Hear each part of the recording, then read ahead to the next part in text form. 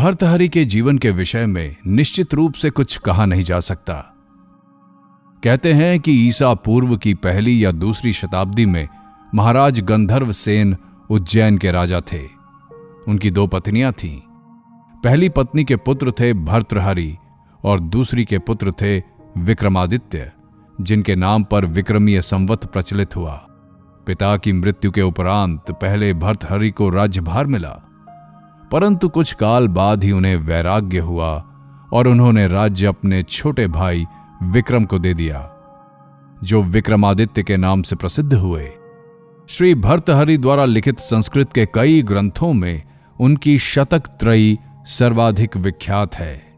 स्वामी विवेकानंद ने अपने पत्रों तथा व्याख्यानों में अनेक स्थानों पर इनके उद्धरण दिए हैं। प्रस्तुत है भर्तृहरि कृत वैराग्य शतकम।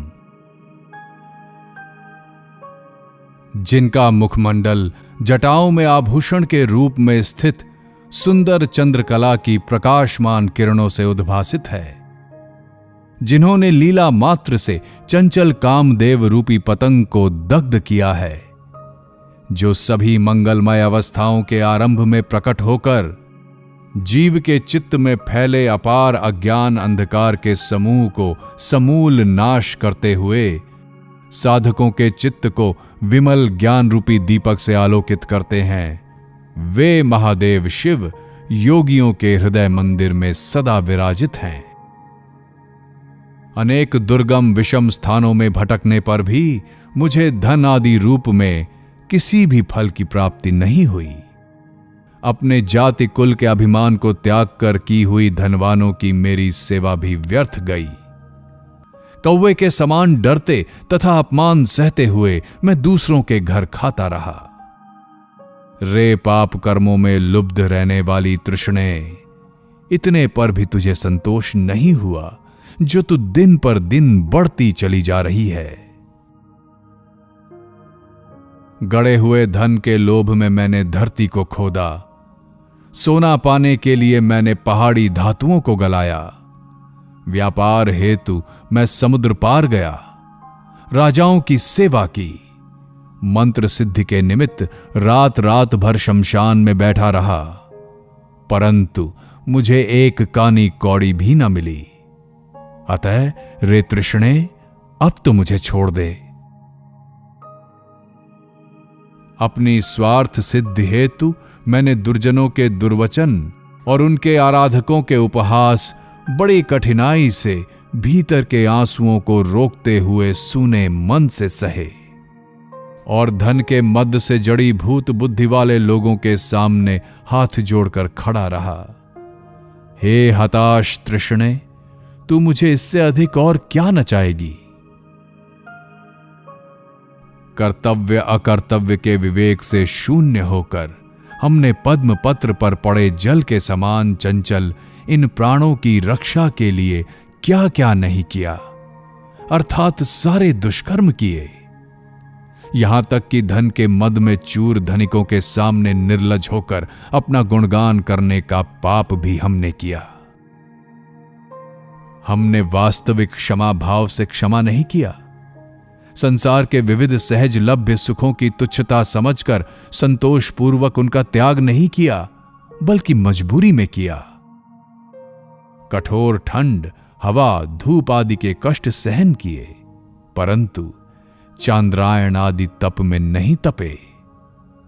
दिन रात धन का चिंतन किया, परंतु संयमित प्राणों से महादेव शिव के चरणों का ध्यान नहीं किया।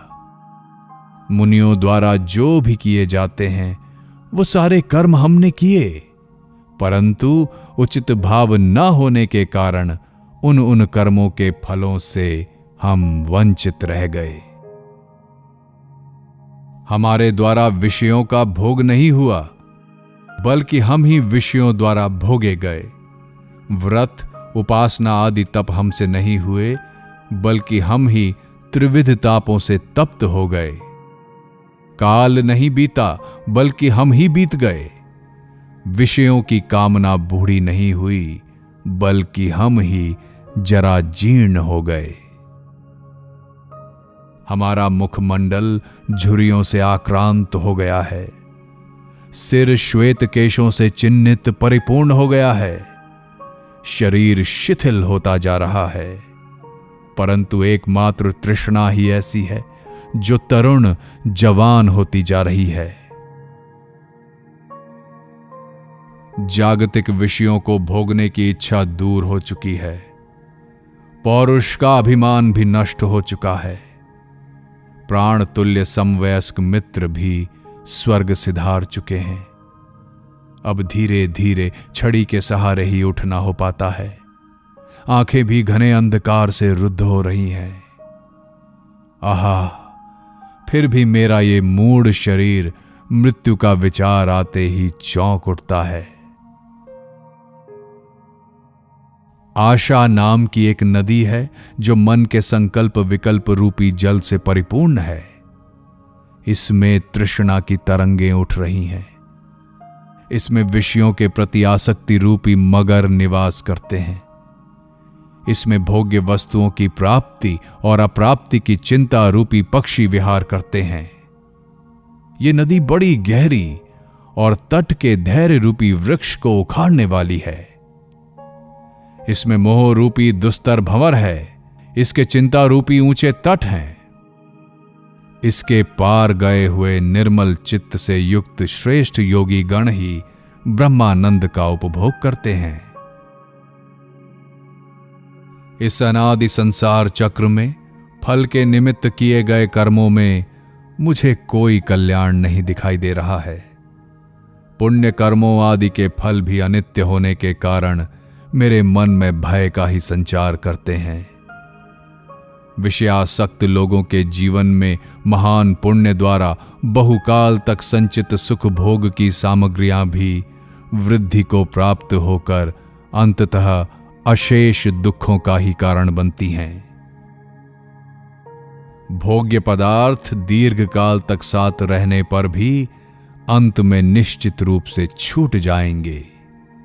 लोग स्वेच्छापूर्वक इन विषयों का त्याग नहीं करते, तो भी इनसे बलात् बिछुड़ने में क्या भेद है।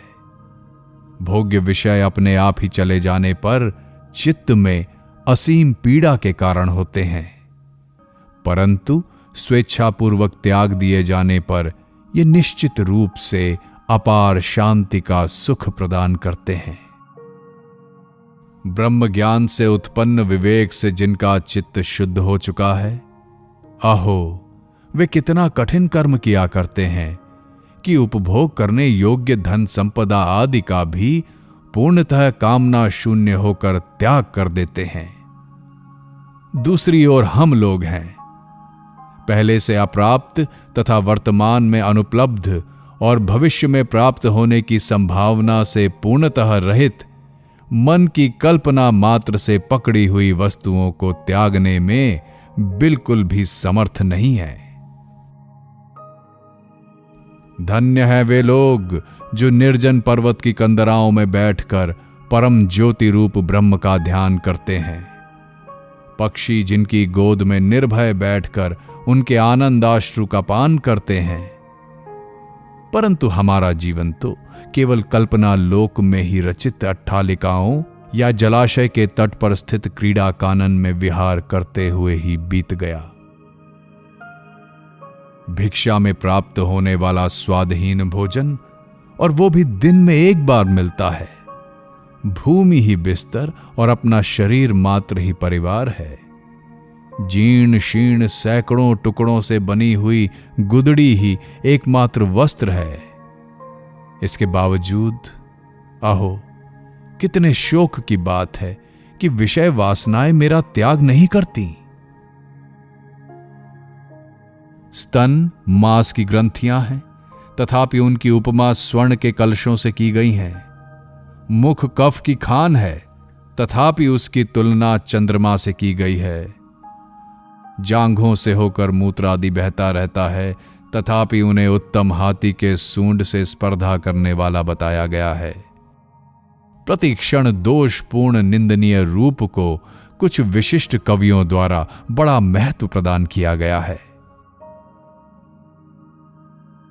अनुरागी प्रेमियों में महादेव अतुलनीय रूप से विराज रहे हैं, जिन्होंने अपनी प्रियतमा का आधा शरीर अपने अंग में धारण कर लिया है, और दूसरी ओर स्त्री संग परित्यागी विरागियों में भी उनके समान अन्य कोई नहीं है।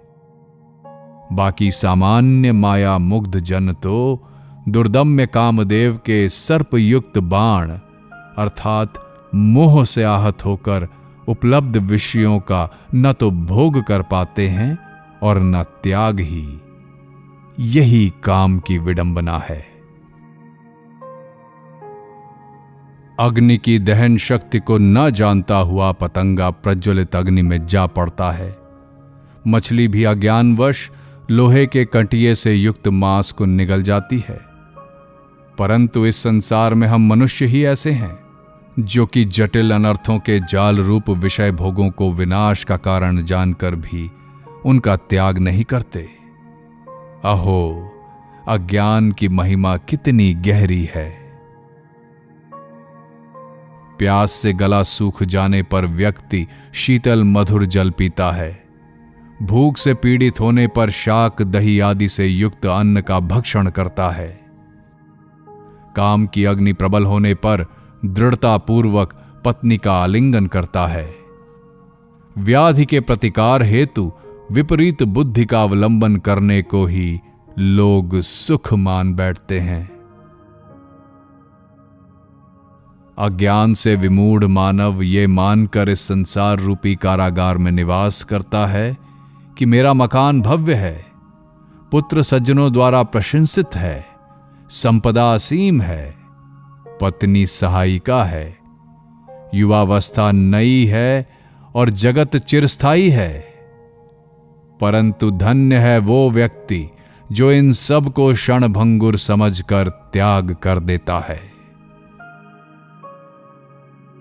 भूख से पीड़ित दीन मुख वाले बच्चों के द्वारा सदा जिसका जीर्ण शीर्ण वस्त्र खींचा जा रहा हो, निर्धन अन्न रहित घर में यदि अत्यंत दुखी घरवाली न दिख पड़े, तो फिर कौन सा स्वाभिमानी धीर पुरुष अपनी याचना के अस्वीकृत हो जाने के भय के कारण अवरुद्ध गले के साथ अस्पष्ट स्वर में अपने जल रहे पेट के लिए दीजिए शब्द का उच्चारण करेगा। अर्थात बाल बच्चों के लिए ही ऐसा बोलना पड़ता है।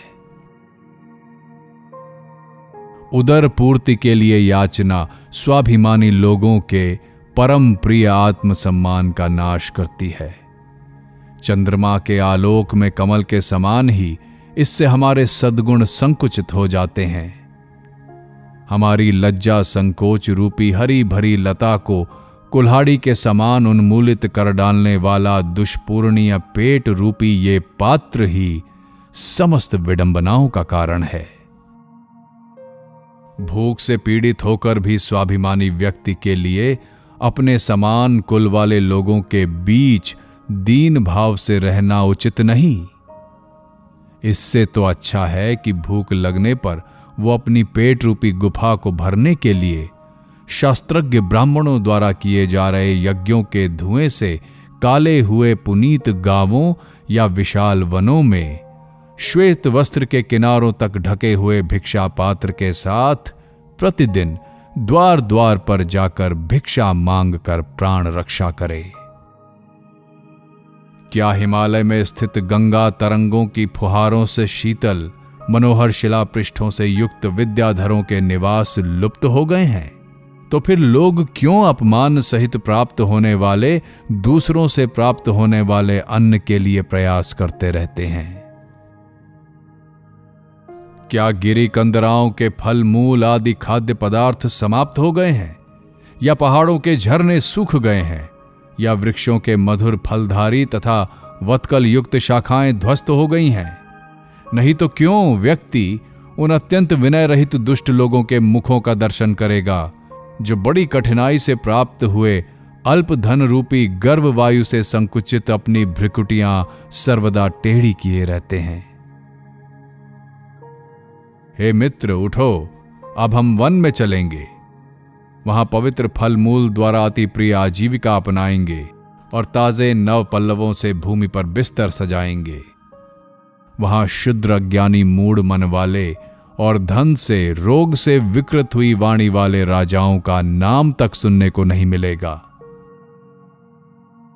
जब खाने के लिए प्रत्येक वन के वृक्षों पर सहज एवं स्वेच्छया प्राप्य फल विद्यमान है, जब पीने के लिए जगह जगह पवित्र नदियों का शीतल तथा मधुर जल प्रवाहित हो रहा है, जब सोने को सर्वत्र सुंदर लता पल्लवों की कोमल शैया सुलभ है, तो भी कितने आश्चर्य की बात है कि लोभी मनुष्य धनिकों के द्वार पर उपस्थित होकर कितने ही तरह के अपमान तथा कष्ट सहन करते रहते हैं। बीच बीच में ध्यान टूटने पर पर्वत की गुफा में पाषाण की शैया पर विश्राम करते हुए अंतःकरण में सहज भाव से स्फुरित होने वाली हंसी के साथ मैं उन लोगों के दिनों की याद करता हूं जो धनवानों के द्वार पर याचना के दुख से पीड़ित हो रहे हैं और जिनकी बुद्धि भोगों की प्राप्ति के लिए हीनता को स्वीकार कर रही है। जो लोग दैवलब्ध जो भी मिल जाए सदा उसी में संतुष्ट रहते हैं, उनका आनंद कभी विच्छिन्न नहीं होता बल्कि बढ़ता जाता है। और बाकी लोग जिनका चित्त धन लोभ से आकुल है, उनकी तृष्णा दूर नहीं होती बल्कि बढ़ती जाती है। ऐसी स्थिति में स्वयं में ही स्वर्ण महिमा से महिमान्वित परम संपदा के भंडार मेरु पर्वत को ब्रह्मा ने किसके लिए बनाया है? क्योंकि उससे न तो संतोषी व्यक्ति के सुख में वृद्धि होती है और न ही लोभी की तृष्णा ही शांत होती है। ऐसा वो मेरु पर्वत मुझे तो जरा भी नहीं रुचता। भिक्षा का भोजन दैन्य रहित है, अति सुखकारी है, सभी प्रकार के भयों को मिटाता है, ईर्ष्या मद अभिमान आदि दुर्गुणों को दूर करता है, दुखों के प्रवाह का नाश करता है, प्रतिदिन सर्वत्र सहज ही प्राप्त होता है, पवित्र है और साधु जन को प्रिय है। ये भगवान शिव का खुला हुआ सदा व्रत का अक्षय कोश है। अतः महान योगी गण इस अन्न क्षेत्र की प्रशंसा करते नहीं थकते। विषयों के भोग में रोग का भय बना रहता है, उच्च कुल में आचार के भ्रष्ट होने का, धन संचय में शासक द्वारा छीन लिए जाने का, अत्यधिक मान सम्मान में अपमानित होने का, शौर्य वीरता में शत्रु से हार जाने का, शारीरिक सौंदर्य में बुढ़ापे का, शास्त्रों के पांडित्य में प्रतिवादी से पराजित होने का, विद्या विनय दान धर्म आदि सद्गुणों में दुष्टों द्वारा निंदा का, और शरीर धारण के विषय में यम अर्थात मृत्यु से भय बना रहता है। इस प्रकार इस संसार में मनुष्यों के लिए सारी वस्तुएं भय से ही परिपूर्ण हैं। एकमात्र वैराग्य ही अभय प्रदान करने वाला है।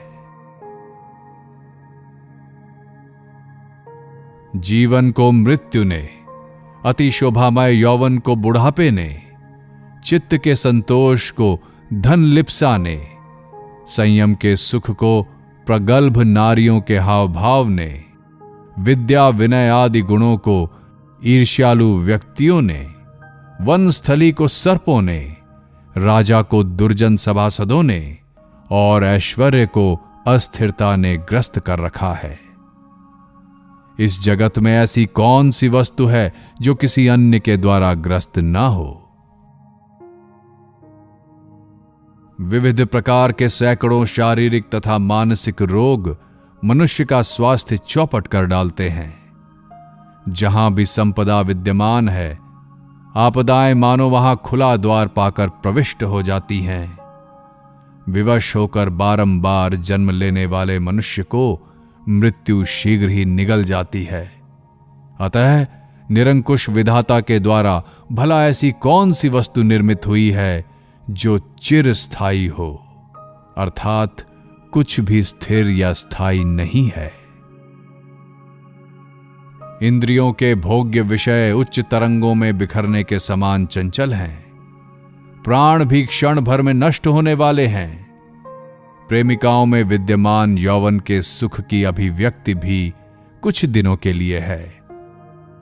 अतः हे उपदेशक विद्वानों, इस अखिल विश्व को ही निस्सार समझकर सब पर कृपा युक्त चित्त के साथ सबके उपकार की चेष्टा में मनोयोग करो।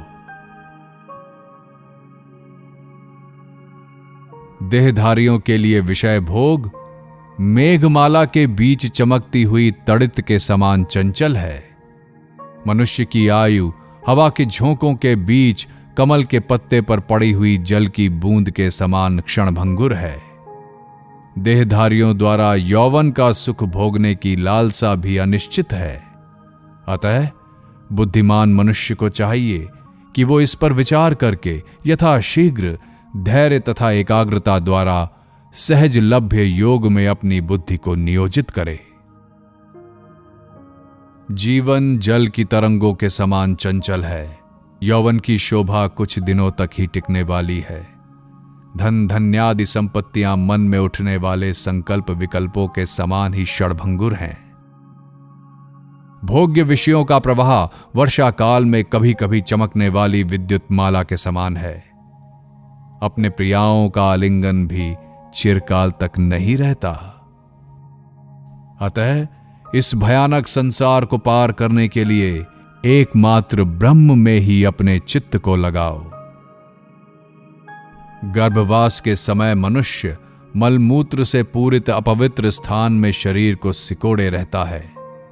युवावस्था में उसे अपनी प्रियसी के वियोग का विषम दुख झेलना पड़ता है और वृद्धावस्था में भी सुंदर नेत्रों वाली नारियों के अवज्ञापूर्ण उपहास का पात्र बनना पड़ता है।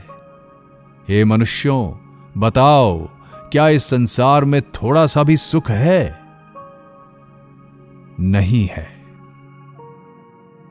वृद्धावस्था बाघिन के समान गर्जन करते हुए सामने खड़ी है। रोग आदि भी शत्रुओं के समान शरीर पर आक्रमण कर रहे हैं। जीवन भी छिद्रयुक्त घड़े से पानी के समान बहा जा रहा है। इसके बावजूद लोग अहितकर आचरण में लगे रहते हैं। ये बड़े ही आश्चर्य की बात है। ये संसार विविध प्रकार के क्षणभंगुर भोगों से मिलकर बना हुआ है और इन्हीं के कारण जन्म मृत्यु के चक्र में पड़े रहना पड़ता है। हे मनुष्यों, क्या इसकी उपलब्धि के प्रयास में भटकते रहते हो? बहुत हुआ।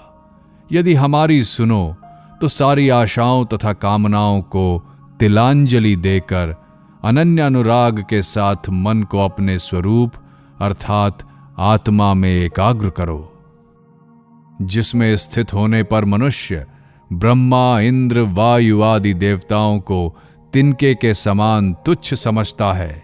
जिस वस्तु की अनुभूति से तीनों लोकों के राज्य आदि वैभव भी नीरस प्रतीत होते हैं, वो नित्य प्रकाशित सर्वोत्कृष्ट ब्रह्मानंद का सुख ही चिर विद्यमान रहने वाला है। अतएव हे साधो, अन्य क्षणस्थायी भोगों में प्रीति मत रखना।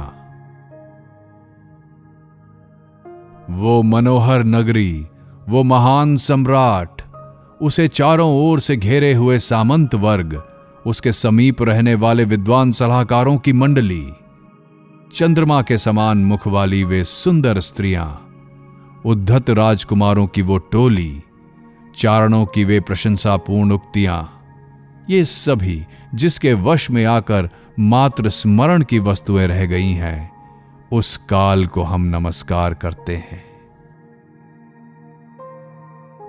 जिस घर में कभी अनेक लोग रहते थे, वहां आज एक ही व्यक्ति निवास करता है, और जिस घर में एक आदमी रहता था, उसमें बहुत से लोग हो गए तथा अंत में कोई नहीं बचा। इसी प्रकार सबको निगलने वाला काल इस संसार रूपी बिसात पर रात दिन रूपी दो पासों को लुढ़काकर जीव रूपी गोटियों को चलाते हुए चौपड़ खेल रहा है। सूर्य के उदय व अस्त होने के साथ ही साथ आयु का भी क्षय होता रहता है। जीवन के विविध प्रकार के कर्तव्य कर्मों की व्यस्तता के बीच समय के बीतने का बोध ही नहीं रहता। आंखों के सामने ही जन्म, बुढ़ापा, संकट तथा मृत्यु के कष्टों को देखकर भी मन में भय का संचार नहीं होता। सचमुच ही विस्मृति रूपी मोह मदिरा को पीकर यह संसार मतवाला हो रहा है। ये रात पिछली रात के ही समान है और आज का दिन भी वैसा ही है। ये जानकर भी उद्यमों में लगे हुए लोग छिपे हुए प्रारब्ध द्वारा परिचालित उस एक ही कार्य में लगे रहते हैं। उसी प्रकार फिर उन्हीं भोगे हुए विषयों से संबंधित कार्यों के पीछे व्यर्थ ही दौड़ते रहते हैं। अहो, इस प्रकार के परिवर्तनशील संसार के द्वारा दुर्दशाग्रस्त होकर भी हम अज्ञान के कारण लज्जित नहीं होते। जन्म मरण रूपी संसार के विच्छेदन अर्थात मोक्ष प्राप्ति हेतु ईश्वर के चरणों का शास्त्र विधि के अनुसार हमने ध्यान नहीं किया। स्वर्ग द्वार के किवाड़ों को खोलने में सक्षम धर्म का भी हमने उपार्जन नहीं किया। सपने में भी हमने पीन पयोधरों वाली नारी का आलिंगन नहीं किया। हम तो केवल माता के यौवन रूपी पुष्पित उद्यान का उच्छेदन करने के लिए कुल्हाड़ी के रूप में ही जन्मे हैं। प्रतिवादियों को हराने में सक्षम विनय आदि गुणों से युक्त अभ्यसीन वेदादि विद्या का हमने अध्ययन नहीं किया। हाथियों के मस्तक तथा पीठ आदि को विदीर्ण करने वाली तलवार की नोक से अपनी कीर्ति को स्वर्ग तक नहीं पहुंचाया। चंद्रमा के उदय काल में कांता के कोमल पल्लवों रूपी अधर रस का भी पान नहीं किया।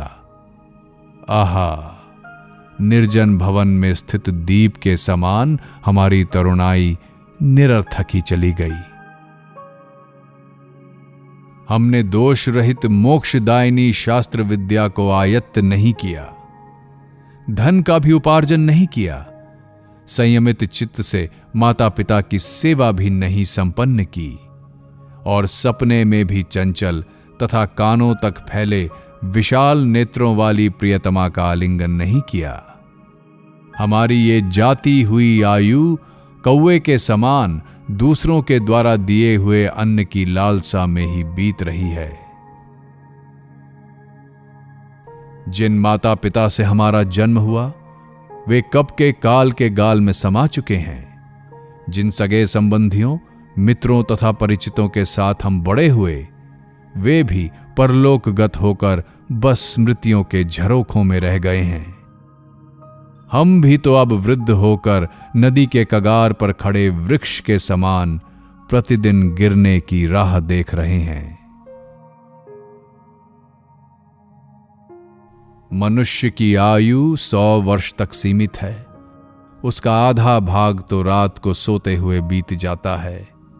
बचे हुए आधे का भी आधा अर्थात चौथाई भाग बचपन तथा बुढ़ापे में बीतता है और बाकी चौथाई हिस्सा भी रोग वियोग आदि के साथ दूसरों की सेवा टहल यानी पराधीनता में गुजर जाता है। प्राणियों को इस जीवन में सुख मिलता ही कब है, अर्थात विचार करने पर सुख कहीं नहीं दिखता। रंगमंच पर अभिनेता के समान मनुष्य क्षण भर बचपन में गुजरने के बाद क्षण भर युवक के रूप में काम रस का उपभोग करता है। कभी वो निर्धन बनता है तो कभी वो पूर्ण समृद्धि का रसास्वादन करता है। उसके बाद बुढ़ापा आने पर उसका सारा शरीर झुर्रियों से भर जाता है और तब वो पर्दे के पीछे स्थित यमराज के लोक की ओर प्रस्थान करता है।